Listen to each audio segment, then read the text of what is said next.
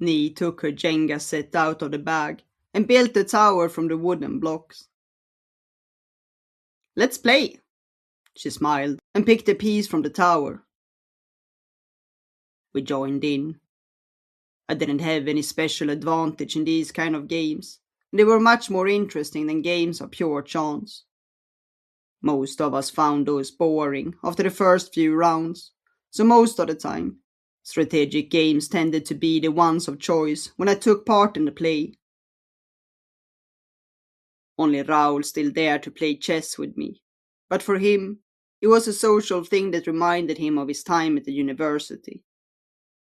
He never took it seriously, no matter who he played with, and did not mind losing to me every time. In the beginning, we used to play more, but then the objective of the game was different. My opponent tried to survive as long as they could, while the rest of the crew cheered them on.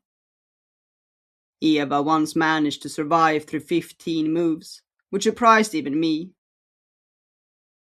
In contrast, Sven's strategy of using random moves to counter my quantum processor's capabilities never proved effective.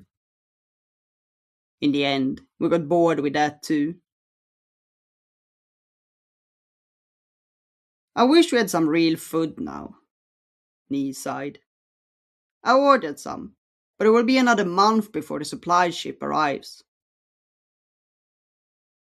She stretched out and looked at Eva. "What did you order?" "Real coffee." Nee nodded. "I miss real coffee too." We had a 2-kilo limit for personal items that we could order every 3 months when the supply ship arrived at our station. Everyone wished for more, but our station lay far beyond the commercial routes, which stretched until Saturn, so sending anything here was very expensive.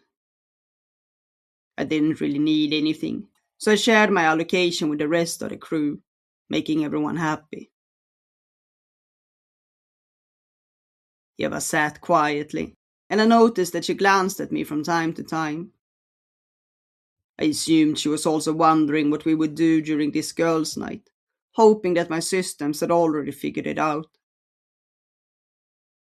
I smiled, and she looked away. I was surprised by her, realizing she was as lost as I was.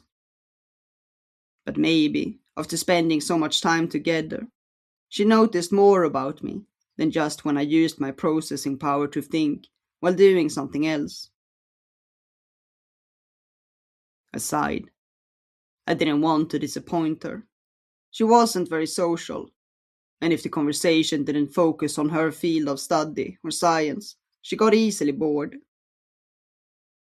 In this matter, we were pretty much the same, as I too preferred silence to being social. But I didn't mind listening to other people's stories. On many occasions, I liked it, but she preferred to avoid such conversations as well.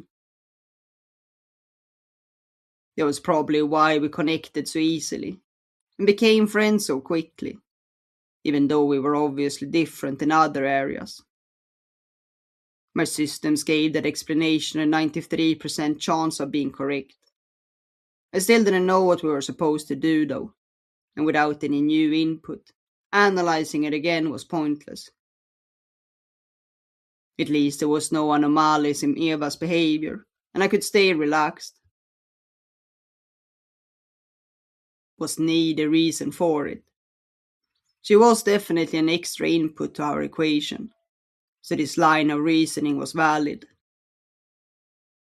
I couldn't understand what it meant, but the idea that an external input could eliminate the confusion that the anomalies created was worth investigating further. Nee put her arm around Eva and said playfully, "Don't overthink it, okay? Trust your feelings." Eva sighed and looked down. "Hey, don't worry." She patted Eva's head. "I will help you," she said with a smile.